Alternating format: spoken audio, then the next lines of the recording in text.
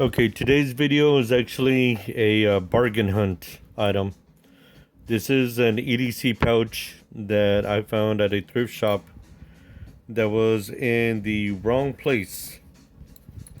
So it so happens that this item was mislabeled and mispriced. Now it's very unfortunate when that happens for business owners because they miss out on an opportunity of selling that item at full price.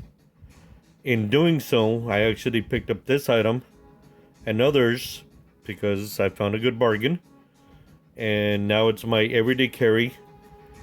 The only drawback that I have is that if I need to clean this item, it has these leather accents on it.